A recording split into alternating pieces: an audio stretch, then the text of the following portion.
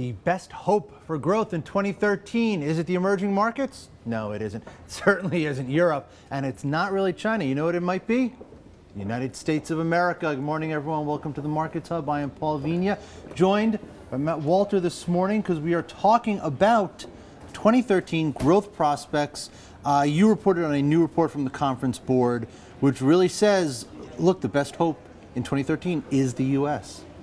Yeah, it's not an overly optimistic forecast, really, because the outlook is that the U.S. economy will slow in 2013. But what they do highlight in the report is that there is some upside potential for the U.S. to surprise. And what they're really talking about there is the strength of the U.S. consumer, which we've seen, despite all the uncertainty and the as we get towards the end of this year with the U.S. election and the fiscal cliff coming up.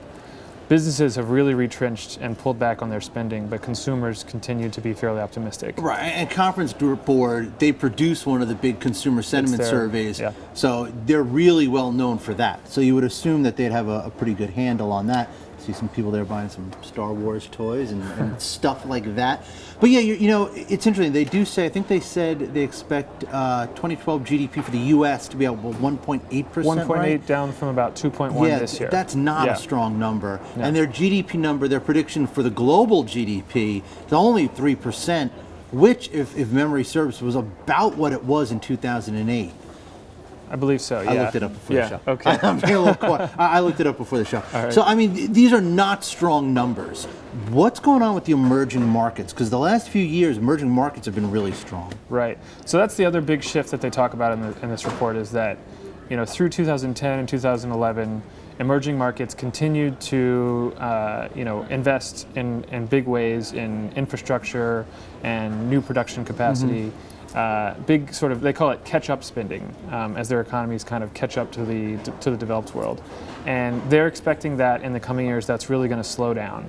And so they're predicting a pretty dramatic, out over the next 2 decades as these developing economies kind of rebalance and back off from this catch-up spending, that their growth rates are really going to level off and go down. Now, if that dynamic is going on, we know what's going on in Europe, right? I mean, Europe is it's in a very, very bad state right now. China, we're going to talk about China in a minute too, actually, the big leadership change they began.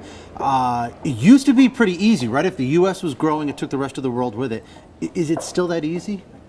Well, I think this is sort of the, what you're getting at is kind of the pessimistic outlook, really, for the global economy. I guess you're right there. Is that no matter where you look, there's, obviously Japan and Europe are going to basically. Japan, I didn't even mention that. When you compare the United States to the rest of the developed world, 2% growth, 2.3% growth, which is what they're expecting over the next, 6 or 7 years, actually is pretty good when you compare it to Europe, which I think they're expecting like 1.3, Japan around 1%. Yeah. So, big upside surprise engines for global economic growth kind of just aren't in this forecast. Yeah, let's be optimistic, because we are optimistic here at Markets Hub. Really, we are. Let's say we get a deal on the fiscal cliff December 1st. It's never going to happen, but I'm holding out for it. Right? Getting a deal early. Congress comes together, the White House comes together.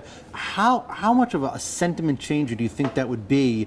And maybe we would have a better 2013. So one thing they point to, which gets what you're talking about, is business spending on non-defense capital goods. Starting in the third quarter and the fourth quarter of this year, started going down. And that's a key measure of business spending, right? That's in the durables, durable good report. And they've dipped into recessionary territory. But the U.S. is not in a recession, right? So this is obviously businesses that are basically CEOs that are just pulling back amid all this uncertainty. If something like what you just described happens, then presumably there's a lot of pent-up demand that's going to get unleashed, right in the first quarter of next year, which could give the U.S. economy a nice jump. That's the optimistic take, right?